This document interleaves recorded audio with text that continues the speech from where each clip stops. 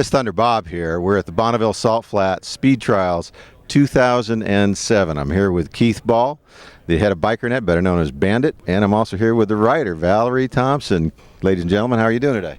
We're doing great. Hey Keith, tell us what brings you out here today. You're trying to beat a record from last year. Let's start with last year. Tell us about that. Well, last year I was just trying to get close to Valerie, so I said, let's go to Bonneville. Maybe she'd come. And she showed up, so I thought, the only time I get to see Valerie's in Bonneville, so I had to come back. I had to build another bike, you know. It's all about the women. It's all about the women, yeah. No, last year we built a 120-inch panhead. It was an Accurate Engineering Outlaw panhead. It was in a V bike that was designed by John Reed from Custom Chrome, and we came out here just to have some fun, and we set a record. Now, last year you decided on Valerie. Tell us about the process of selecting Valerie as the rider. I saw Valerie once. That did it. Did you see her racing, or you just saw a picture of her? No, I saw her at like the Cincinnati dealer show, and that was it. That moved me so much that I've never seen her race. I didn't even know she could ride a motorcycle. I just said, I'll build a motorcycle for you. That's good strategy by me. I've been waiting for you all my life. You know, the interesting thing, Valerie told me that she's one of about 5 women riders, so she won last year, meaning that the women have a higher winning percentage than the men. Would you say that's true? I don't give a shit. Let's talk about this year. Tell us about what you're sitting on right now and what you do care about. Tell me a story about this bike. Well, last year we came out here with a panhead, which was kind of an odd deal because panheads were built by Harley-Davidson from 1948 to 1965. And we set a record. I mean, we just were blown away. We just happened to be in a class that didn't have a record. We made it happen, you know.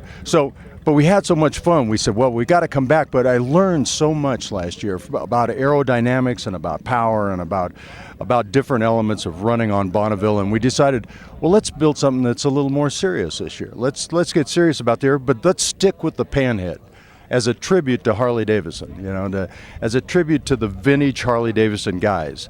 You know, it's like, here's a flathead over here. You know, there's some wonderful bikes out here that are different vintages, but very few panheads. I don't know that there's another panhead out here. So we decided we'll stick with the panhead. Barry Wardlaw's a very close friend of mine, great engine builder. He's one of the premier engine builders in this country. Let's stick with his drivetrain. I work with Baker with the transmission, and then we started to study aerodynamics and how you could make a bike slice through the air. And I read a lot about wind tunnels and airflow and basically the shape of a wing. We also studied golf balls and why they're dented and things like that. And that's all has to do with flowing air and getting the air to pass, and then getting the air to close around your vehicle. And that's a big deal. You want it to buffer out in the front and then close gently.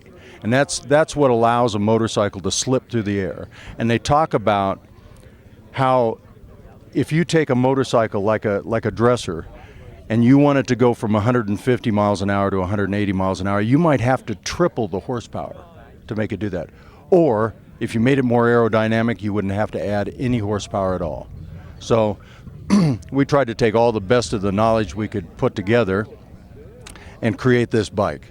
Now, this bike was tailor fit for your rider, for Valerie? Absolutely, absolutely. We decided Valerie's our rider. We're going to build a bike to fit her. But what's key about that is making her fit in an aerodynamic way. Making her fit so she and the motorcycle can slip through the air easily. And you took a test run out yesterday, is that correct? Yes, that's correct. How did that go? Well, we did 143 miles an hour, but we were only at 143 at 4,800 RPMs, and the bike is capable of 6,800 RPMs. Theoretically, if we were doing 6,800 RPMs, we would have been doing about 210 miles an hour. And what's the goal for today and tomorrow? Well, we're trying to get as close to 200 as possible. Now, we're going to run on gas today.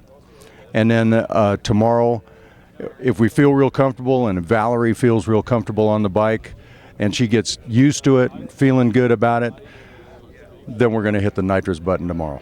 I understand that she's been doing a lot of thumb work in preparation for that. Is that correct? I have. It works real good. It's a good thumb job. So now tell us, how did the bike feel yesterday when you were on it?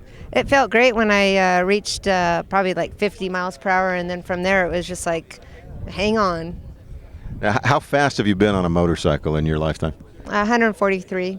So this will be Excuse me, 153. 150. So if you hit what this bike is capable of doing, this will be the fastest you've ever been on a two-wheeler.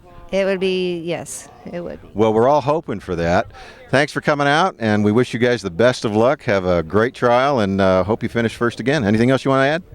Oh, there's 1,000 things I'd like to add. I'd like to thank all my sponsors and everybody who's been involved, and guys who've helped me out, and cuss about the guys who didn't show up on time, and all that kind of crap, but we made it, and this bike is sort of a work in progress, but we're here, we're doing it. Okay, if we interview you again after a couple of trials down the flats. Valerie, what do you think? Sure. So, Think we can handle it? Bullshit. this is Volume 1. We'll see you again on Volume 2. BikerNet Radio signing off for now. Stay on the road. Hey, this is Keith Bandit Ball from BikerNet Television, and BikerNet Television is sponsored in part by Metric Thunder.